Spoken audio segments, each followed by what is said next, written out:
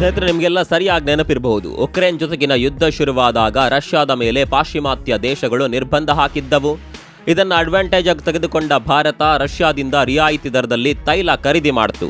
ಭಾರತ ರಷ್ಯಾದಿಂದ ತೈಲ ಖರೀದಿ ಮಾಡ್ತಾ ಇದೆ ಅನ್ನುವ ಕಾರಣಕ್ಕಾಗಿಯೇ ಅಮೆರಿಕ ಭಾರತದ ಮೇಲೆ ತೆರಿಗೆ ದಾಳಿ ಮಾಡಿದ್ದು. ಏನೇ ಆದರೂ ಭಾರತ ರಷ್ಯಾದಿಂದ ತೈಲ ಖರೀದಿ ಮಾಡುತ್ತಲೇ ಇತ್ತು. ಆದರೆ ಇವತ್ತು ರಷ್ಯಾ ಪೆಟ್ರೋಲ್ ಇಲ್ಲದೆ ಪರದಾಡ್ತಾ ಇದೆ. ತನ್ನ ದೇಶದ ವಾಹನಗಳಿಗೆ ಹಾಕಲು ಪೆಟ್ರೋಲ್ ಇಲ್ಲದೆ ಅಕ್ಷರಶಃ ಭಾರತದ ಮುಂದೆ ಕೈ ಚಾಚಿದೆ. ಹೌದು, ಯಾವ ರಷ್ಯಾ ನಮಗೆ ತೈಲ ಮಾರ್ತಾ ಇತ್ತೋ ಈಗ ಅದೇ ರಷ್ಯಾ ಭಾರತದಿಂದ ಪೆಟ್ರೋಲ್ ಖರೀದಿಗೆ ಮುಂದಾಗಿದೆ. ಸ್ನೇಹಿತರೆ, ನಿಮಗೆ ಸರಿಯಾಗಿ ನೆನಪಿರಬಹುದು, ಉಕ್ರೇನ್ ಯುದ್ಧ ಶುರುವಾದಾಗಿನಿಂದ ನಾವೆಲ್ಲರೂ ಕೇಳಿರೋದು ಒಂದೇ ಮಾತು, ಭಾರತ ರಷ್ಯಾದಿಂದ ಕಚ್ಚಾ ತೈಲ ತರಿಸ್ಕೊಳ್ತಿದೆ ಅಂತ. ಆದರೆ ಇವತ್ತು ಇತಿಹಾಸದಲ್ಲೇ ಮೊದಲ ಬಾರಿಗೆ ಒಂದು ಅಚ್ಚರಿಯ ಘಟನೆ ನಡೆದಿದೆ. ಯಾವ ರಷ್ಯಾ ನಮಗೆ ತೈಲ ಕೊಡ್ತಾ ಇತ್ತೋ ಇವತ್ತು ಅದೇ ರಷ್ಯಾ ಪ್ಲೀಸ್ ನಮಗೆ ಪೆಟ್ರೋಲ್ ಕೊಡಿ ಅಂತ ಭಾರತದ ಮೊರೆ ಹೋಗಿದೆ. ಆದರೆ ತೈಲ ಭಂಡಾರವನ್ನೇ ತನ್ನ ಮಡ್ಲಲ್ಲಿ ಇಟ್ಕೊಂಡಿರುವ ರಷ್ಯಾ ಭಾರತದ ಬಳಿ ತೈಲ ಕೇಳ್ತಾ ಇರೋದು ಯಾಕೆ? ಭಾರತ ಕೊಡೋದಾದರೂ ಎಲ್ಲಿಂದ? ಎಲ್ಲವನ್ನ ಡೀಟೇಲ್ ಆಗಿ ತೋರಿಸ್ತೀವಿ. ಸ್ನೇಹಿತರೆ ನಮಸ್ಕಾರ, ಚರಿತ್ರೆ ಮತ್ತೊಂದು ವಿಡಿಯೋಗೆ ನಿಮಗೆಲ್ಲ ಪ್ರೀತಿಯ ಸ್ವಾಗತ.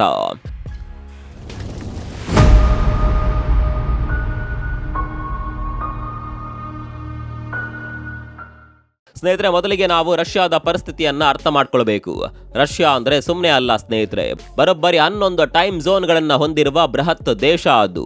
ಆದರೆ ಇವತ್ತು ಆ 11 ಟೈಮ್ ಝೋನ್ಗಳ ಉದ್ದಗಲಕ್ಕೂ ಒಂದು ಸುನಾಮಿಯೇ ಅಪ್ಪಳಿಸಿದೆ.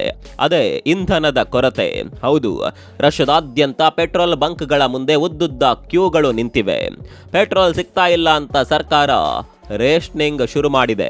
ಅಷ್ಟೇ ಅಲ್ಲ, ಪೆಟ್ರೋಲ್ ಬೆಲೆಗಳು ಹಿಂದೆಂದು ಕಾಣದ ಮಟ್ಟಿಗೆ ಗಗನಕ್ಕೇರಿವೆ. ಯಾಕೀಗಾಯಿತು? ರಷ್ಯಾದಲ್ಲಿ ಪೆಟ್ರೋಲ್ ಯಾಕೆ ಖಾಲಿ ಆಯಿತು? ಇದಕ್ಕೆ ನೇರವಾದ ಕಾರಣ ಉಕ್ರೇನ್. ಕಳೆದ ಕೆಲವು ತಿಂಗಳುಗಳಿಂದ ಉಕ್ರೇನ್ನ ಮಾರಕ ಡ್ರೋನ್ಗಳು ರಷ್ಯಾದ ಒಳನುಗ್ಗಿ ಅಲ್ಲಿನ ಪ್ರಮುಖ ತೈಲ ಸಂಸ್ಕರಣಾಗಾರಗಳ ಮತ್ತು ಇಂಧನ ಸೌಲಭ್ಯಗಳ ಮೇಲೆ ಸತತವಾಗಿ ದಾಳಿ ಮಾಡ್ತಾ ಇವೆ. ಒಂದರ ಹಿಂದೊಂದು ರಿಫೈನರಿಗಳು ಹೊತ್ತಿ ಉರಿಯುತ್ತಿವೆ. ಇದರಿಂದ ರಷ್ಯಾದಲ್ಲಿ ಪೆಟ್ರೋಲ್ ಉತ್ಪಾದನೆಗೆ ದೊಡ್ಡ ಪೆಟ್ಟು ಬಿದ್ದಿದೆ ಮತ್ತು ದೇಶೀಯ ಮಾರುಕಟ್ಟೆಯಲ್ಲಿ ಇಂಧನ ಸಪ್ಲೈ ಕುಸಿದು ಹೋಗಿದೆ. ಇನ್ನೊಂದು ಕಡೆ ರಷ್ಯಾದಲ್ಲಿ ಈಗ ಬೇಸಿಗೆ ಕಾಲ. ಹೀಗಾಗಿ ಬೇಸಿಗೆಯಲ್ಲಿ ರಷ್ಯಾದಲ್ಲಿ ಪ್ರತಿದಿನ ಕನಿಷ್ಠ 1,10,000 ಮೆಟ್ರಿಕ್ ಟನ್ ಪೆಟ್ರೋಲ್ ಬೇಕೇ ಬೇಕು. ಆದರೆ ಉತ್ಪಾದನೆ ಇಲ್ಲ, ಡಿಮ್ಯಾಂಡ್ ಮಾತ್ರ ಆಕಾಶದಷ್ಟಿದೆ. ಈಗ ರಷ್ಯಾ ಏನು ಮಾಡಬೇಕು? ಇದೇ ಟೆನ್ಷನ್ನಲ್ಲಿದ್ದ ರಷ್ಯಾ ತನ್ನ ದೇಶದ ಜನರನ್ನ ರಕ್ಷಿಸಲು ಬೇರೆ ದೇಶಗಳ ಕಡೆ ಮುಖ ಮಾಡಿತು. ಕೈಗೆಟಕುವ ಬೆಲೆಯಲ್ಲಿ ಯಾರು ಪೆಟ್ರೋಲ್ ಕೊಡ್ತಾರೆ ಅಂತ ಜಗತ್ತಿನಾದ್ಯಂತ ಹುಡುಕಾಟ ಶುರುವಾಯಿತು. ಆಗ ರಷ್ಯಾದ ಕಣ್ಣಿಗೆ ಕಂಡ ಆಪತ್ತು ಬಾಂಧವನೇ ನಮ್ಮ ಭಾರತ. ಹೌದು ಸ್ನೇಹಿತರೆ, ರಷ್ಯಾ ಈಗ ಭಾರತದ ಸಮುದ್ರ ಮಾರ್ಗದ ಮೂಲಕ ಪೆಟ್ರೋಲ್ ತರಿಸ್ಕೊಳ್ಳೋದಕ್ಕೆ ಶುರು ಮಾಡಿದೆ. ರಾಯ್ಟರ್ಸ್ ವರದಿಯ ಪ್ರಕಾರ ಈಗಾಗಲೇ ಕನಿಷ್ಠ 60,000 ಮೆಟ್ರಿಕ್ ಟನ್ ಪೆಟ್ರೋಲ್ ಭಾರತದಿಂದ ರಷ್ಯಾಗೆ ರವಾನೆಯಾಗಿದೆ. ಬರೋಬ್ಬರಿ 30,000ದಿಂದ 40,000 ಟನ್ ಪೆಟ್ರೋಲ್ ತುಂಬಿಸಿಕೊಳ್ಳಬಲ್ಲ 2 ಬೃಹತ್ ಹಡಗುಗಳು ಭಾರತದಿಂದ ರಷ್ಯಾದ ಕಡೆಗೆ ಪ್ರಯಾಣ ಬೆಳೆಸಿವೆ. ಆದರೆ ಇಲ್ಲಿ ಒಂದು ಸಸ್ಪೆನ್ಸ್ ಇದೆ. ಭಾರತದ ಯಾವ ರಿಫೈನರಿ ಈ ಪೆಟ್ರೋಲ್ ಅನ್ನ ರಷ್ಯಾಗೆ ಕಳಿಸ್ತಿದೆ ಅನ್ನೋದು ಇನ್ನೂ ಕೂಡ ನಿಗೂಢವಾಗಿದೆ. ಆದರೆ ರಷ್ಯಾದ ಪ್ಲಾನ್ ಬರೀ ಇಷ್ಟಕ್ಕೆ ನಿಂತಿಲ್ಲ. ದೇಶದಲ್ಲಿ ಪರಿಸ್ಥಿತಿ ಸುಧಾರಿಸುವವರೆಗೂ ವಿವಿಧ ದೇಶಗಳಿಂದ ಪ್ರತಿ ತಿಂಗಳು 4 ಲಕ್ಷ ಟನ್ ಪೆಟ್ರೋಲ್ ಇಂಪೋರ್ಟ್ ಮಾಡಿಕೊಳ್ಳುವ ದೊಡ್ಡ ಪ್ಲಾನ್ ರಷ್ಯಾದ ಮುಂದಿದೆ.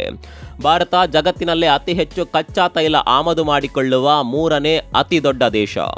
ಜೂನ್ ತಿಂಗಳಲ್ಲಿ ಹರ್ಮುಜ್ ಜಲಸಂಧಿ ಬಂದ್ ಆಗಿದ್ದರಿಂದ ಬೇರೆ ಕಡೆಯಿಂದ ತೈಲ ಬರೋದು ಕಷ್ಟ ಆಯಿತು. ಆಗ ಭಾರತದ ರಿಫೈನರ್ಗಳು ರಷ್ಯಾದಿಂದ ಬರೋಬ್ಬರಿ ರೆಕಾರ್ಡ್ ಮಟ್ಟದಲ್ಲಿ ಅಗ್ಗದ ಕಚ್ಚಾ ತೈಲವನ್ನ ಖರೀದಿಸಿವೆ. ಎಷ್ಟು ಅಂತೀರಾ? ಜೂನ್ ತಿಂಗಳಲ್ಲಿ ಭಾರತದ ಒಟ್ಟು ಕಚ್ಚಾ ತೈಲ ಆಮದಿನಲ್ಲಿ 50%ಕ್ಕಿಂತ ಹೆಚ್ಚು ಪಾಲು ರಷ್ಯಾದ್ದೇ ಇತ್ತು. ಅಂದರೆ ದಿನಕ್ಕೆ 2.7 ಮಿಲಿಯನ್ ಬ್ಯಾರಲ್ ಕಚ್ಚಾ ತೈಲ ರಷ್ಯಾದಿಂದ ಭಾರತಕ್ಕೆ ಬರ್ತಿದೆ. ಈಗ ಮ್ಯಾಜಿಕ್ ನೋಡಿ, ಭಾರತ ಅದೇ ಕಚ್ಚಾ ತೈಲವನ್ನ ತಂದು ನಮ್ಮ ದೇಶದ ರಿಫೈನರಿಗಳಲ್ಲಿ ಅದನ್ನ ಶುದ್ಧೀಕರಿಸಿ ಪೆಟ್ರೋಲ್ ಆಗಿ ಪರಿವರ್ತಿಸಿ ಮತ್ತೆ ಅದೇ ಪೆಟ್ರೋಲ್ ಅನ್ನ ರಷ್ಯಾಗ್ ಮಾರ್ತಾ ಇದೆ. ಎಂತಹ ಮಾಸ್ಟರ್ ಸ್ಟ್ರೋಕ್ ಅಲ್ವಾ? ಪಾಶ್ಚಿಮಾತ್ಯ ದೇಶಗಳು ರಷ್ಯಾವನ್ನ ಆರ್ಥಿಕವಾಗಿ ಮುಗಿಸಬೇಕು ಅಂತ ಪ್ರಯತ್ನ ಪಡ್ತಿದ್ರೆ ಭಾರತ ಮತ್ತು ರಷ್ಯಾ ನಡುವಿನ ಎನರ್ಜಿ ಬಾಂಧವ್ಯ ಮತ್ತಷ್ಟು ಸ್ಟ್ರಾಂಗ್ ಆಗ್ತಿದೆ. ಮತ್ತೊಂದು ಅಚ್ಚರಿಯ ವಿಚಾರ ಅಂದ್ರೆ ರಷ್ಯಾ ಬರೀ ಭಾರತದಿಂದ ಅಷ್ಟೇ ಅಲ್ಲ, ತನ್ನ ಪಕ್ಕದ ಬೆಲಾರಸ್ ದೇಶದಿಂದಲೂ ಕೂಡ ಸಹಾಯ ಪಡೆದಿದೆ. ಜೂನ್ ಮೊದಲಾರ್ಧದಲ್ಲಿ ಬೆಲಾರಸ್ನಿಂದ ರೈಲ್ನ ಮೂಲಕ ರಷ್ಯಾಗೆ ಬರುವ ಪೆಟ್ರೋಲ್ ಪ್ರಮಾಣ 3 ಪಟ್ಟು ಹೆಚ್ಚಾಗಿದೆ. ಕೇವಲ 15 ದಿನದಲ್ಲಿ 70,000 ಟನ್ಗಿಂತ ಹೆಚ್ಚು ಪೆಟ್ರೋಲ್ ಬೆಲರಾಸ್ನಿಂದ ರಷ್ಯಾಗೋಗಿದೆ. ಸ್ವತಃ ರಷ್ಯಾ ಅಧ್ಯಕ್ಷ ವ್ಲಾಡಿಮಿರ್ ಪುಟಿನ್ ಅವರೇ ಉಕ್ರೇನ್ ದಾಳಿಯಿಂದ ಕೆಲವೊಂದು ಪ್ರದೇಶಗಳಲ್ಲಿ ಪೆಟ್ರೋಲ್ ಕೊರತೆ ಉಂಟಾಗಿದೆ ಅಂತ ಒಪ್ಕೊಂಡಿದ್ದಾರೆ. ಆದರೆ ಪುಟಿನ್ ಅವರು ತಮ್ಮದೇ ಆದ ಒಂದು ಗತ್ತು ಬಿಟ್ಕೊಟ್ಟಿಲ್ಲ. ರಷ್ಯಾದ ಸ್ಟೇಟ್ ಟಿವಿ ಜೊತೆ ಮಾತನಾಡಿದ ಪುಟಿನ್, ಈ ದಾಳಿಗಳಿಂದ ನಮ್ಮ ಇನ್ಫ್ರಾಸ್ಟ್ರಕ್ಚರ್ಗೆ ಏನೇ ಹಾನಿಯಾಗಿದ್ದರೂ ಮುಂಚೂಣಿಯ ಯುದ್ಧದ ಮೇಲೆ ಇದರಿಂದ ಯಾವುದೇ ಎಫೆಕ್ಟ್ ಆಗಿಲ್ಲ ಅಂತ ಖಡಕ್ ಆಗಿ ಹೇಳಿದ್ದಾರೆ. ಇಲ್ಲಿ ರಷ್ಯಾ ಸರ್ಕಾರ ತೆಗೆದುಕೊಂಡ ಒಂದು ದೊಡ್ಡ ನಿರ್ಧಾರದ ಬಗ್ಗೆ ನೀವು ತಿಳಿಯಲೇಬೇಕು. ಭಾರತದಿಂದ ಪೆಟ್ರೋಲ್ ಬರ್ತಿದೆ ನಿಜ, ಆದರೆ ಟ್ರಾನ್ಸ್ಪೋರ್ಟೇಷನ್, ಡೆಲಿವರಿ ಖರ್ಚು ಎಲ್ಲ ಸೇರಿ ಬೆಲೆ ಜಾಸ್ತಿ ಆಗಲ್ವಾ? ಇದಕ್ಕಾಗಿಯೇ ರಷ್ಯಾ ಸಂಸತ್ತು ಕಳೆದ ವಾರ ತನ್ನ ದೇಶದ ಟ್ಯಾಕ್ಸ್ ಕೋಡ್ ಅನ್ನೇ ಬದಲಾಯಿಸಿಬಿಟ್ಟಿದೆ. ಹೌದು, ಉಕ್ರೇನ್ ದಾಳಿಯಿಂದ ಆಗಿರುವ ಈ ಪೆಟ್ರೋಲ್ ಶಾರ್ಟೇಜ್ ಅನ್ನ ನಿಭಾಯಿಸಲು ಇಂಪೋರ್ಟ್ ಮಾಡಿಕೊಳ್ಳುವ ಇಂಧನದ ಮೇಲೆ ಸಬ್ಸಿಡಿ ಕೊಡಲು ರಷ್ಯಾ ಸರ್ಕಾರ ಮುಂದಾಗಿದೆ. ಅದರಲ್ಲೂ ವಿಶೇಷವಾಗಿ ಭಾರತದಿಂದ ಬರುವ ಪೆಟ್ರೋಲ್ ಡೆಲಿವರಿ ವೆಚ್ಚಕ್ಕೆ ತಕ್ಕಂತೆ ಈ ಸಬ್ಸಿಡಿಯನ್ನ ಫಿಕ್ಸ್ ಮಾಡಲಾಗಿದೆ. ಇದರರ್ಥ ಏನು? ಭಾರತದಿಂದ ಪೆಟ್ರೋಲ್ ಬರೋದು ರಷ್ಯಾಗೆ ಎಷ್ಟು ಇಂಪಾರ್ಟೆಂಟ್ ಆಗಿದೆ ಅನ್ನೋದನ್ನ ನೀವೇ ಲೆಕ್ಕ ಹಾಕಿ. ಹಾಗಾದ್ರೆ ಮುಂದೇನು? ಉಕ್ರೇನ್ ಹೀಗೆ ಅಟ್ಯಾಕ್ ಮಾಡ್ತಾ ಇದ್ರೆ ರಷ್ಯಾದ ಕತೆ ಏನು? ಇದಕ್ಕೂ ಪುಟಿನ್ ಪ್ಲಾನ್ ಮಾಡಿದ್ದಾರೆ. ರಷ್ಯಾದ ತೈಲ ಸ್ಥಾವರಗಳನ್ನು ರಕ್ಷಿಸಲು ತಮ್ಮ ಏರ್ ಡಿಫೆನ್ಸ್ ಸಿಸ್ಟಮ್ ಅನ್ನ ಶೀಘ್ರವಾಗಿ ಹೆಚ್ಚಿಸಬೇಕು ಅಂತ ಪುಟಿನ್ ಕರೆ ನೀಡಿದ್ದಾರೆ. ಇನ್ನೊಂದು ಕಡೆ ಉಕ್ರೇನ್ ಅಧ್ಯಕ್ಷ ಜೆಲೆನ್ಸ್ಕಿ ಇತ್ತೀಚೆಗೆ ಪುಟಿನ್ ಅವರನ್ನ ಮುಖಾಮುಖಿ ಭೇಟಿಗೆ ಕರೆದಿದ್ರು. ಆದರೆ ಪುಟಿನ್ ಅದನ್ನ ನೇರವಾಗಿ ರಿಜೆಕ್ಟ್ ಮಾಡಿದ್ದಾರೆ. ಉಕ್ರೇನ್ ಕಡೆಯಿಂದ ಲಾಂಗ್ ರೇಂಜ್ ಅಟ್ಯಾಕ್ ಕಡಿಮೆ ಮಾಡ್ತೀವಿ ಅನ್ನುವ ಪ್ರಸ್ತಾಪ ಬಂತು. ಅದನ್ನ ಕೂಡ ಪುಟಿನ್ ತಳ್ಳಿ ಹಾಕಿದ್ದಾರೆ. ಪುಟಿನ್ ಹೇಳೋದೇನು ಗೊತ್ತಾ? ಉಕ್ರೇನ್ ಈ ಪ್ರಸ್ತಾಪ ಇಟ್ಟಿರೋದು ಶಾಂತಿಗಾಗಿ ಅಲ್ಲ, ಬದಲಾಗಿ ತನ್ನ ಸೈನ್ಯದ ಮೇಲಿರುವ ಪ್ರೆಷರ್ ಅನ್ನ ಕಡಿಮೆ ಮಾಡ್ಕೊಳ್ಳೋದಕ್ಕಷ್ಟೇ. ನಾವು ನಮ್ಮ ಮಿಲಿಟರಿ ಅಬ್ಜೆಕ್ಟಿವ್ಸ್ ಅನ್ನ ಮುಂದುವರಿಸ್ತೀವಿ ಅಂತ ಪುಟಿನ್ ಗುಡುಗಿದ್ದಾರೆ. ಅಷ್ಟೇ ಅಲ್ಲ, ಉಕ್ರೇನ್ನ 4 ಪ್ರದೇಶಗಳು ನಮಗೆ ಸೇರಿದ್ದು, ಅದರ ಮೇಲೆ ಸಂಪೂರ್ಣ ಹಿಡಿತ ಸಾಧಿಸೋದೇ ನಮ್ಮ ಗುರಿ ಅಂತಾಲೂ ಸ್ಪಷ್ಟಪಡಿಸಿದ್ದಾರೆ.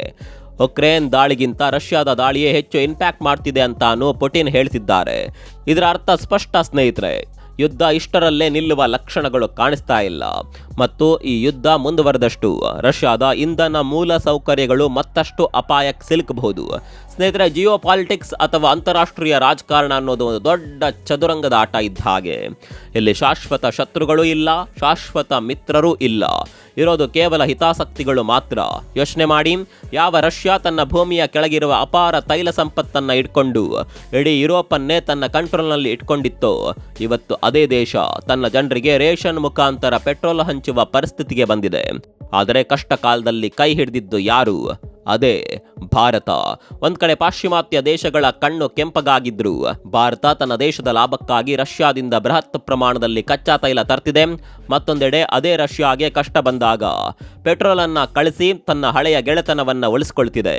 ಇದು ಕೇವಲ ಒಂದು ವ್ಯಾಪಾರ ಅಲ್ಲ, ಇದು 21ನೇ ಶತಮಾನದಲ್ಲಿ ಬದಲಾಗುತ್ತಿರುವ ವಿಶ್ವದ ಪವರ್ ಡೈನಾಮಿಕ್ಸ್. ಭಾರತದ ಈ ನಡೆಯನ್ನ ಮಾಸ್ಟರ್ ಕ್ಲಾಸ್ ಡಿಪ್ಲೊಮಸಿ ಅಂತ ಕರೆಯದೆ ಇನ್ನೇನು ಹೇಳೋದಕ್ಕೆ ಸಾಧ್ಯ? ಸ್ನೇಹಿತರೆ, ರಷ್ಯಾದ ಇಂದಿನ ಈ ಪರಿಸ್ಥಿತಿ ಮತ್ತು ಭಾರತದ ಈ ಭರ್ಜರಿ ರಾಜತಾಂತ್ರಿಕ ನಡೆಯ ಬಗ್ಗೆ ನಿಮ್ಮ ಅನಿಸಿಕೆ ಏನು? ಉಕ್ರೇನ್ನ ಈ ಡ್ರೋನ್ ದಾಳಿಗಳು ರಷ್ಯಾವನ್ನ ಮಣಿಸುತ್ತಾ? ದಯವಿಟ್ಟು ನಿಮ್ಮ ಅಭಿಪ್ರಾಯವನ್ನ ಕಾಮೆಂಟ್ ಬಾಕ್ಸ್ನಲ್ಲಿ ತಿಳಿಸಿ. ಮತ್ತೊಂದು ವಿಡಿಯೋದಲ್ಲಿ ಸಿಗೋಣ. ಅಲ್ಲಿವರೆಗೂ ನಮಸ್ಕಾರ.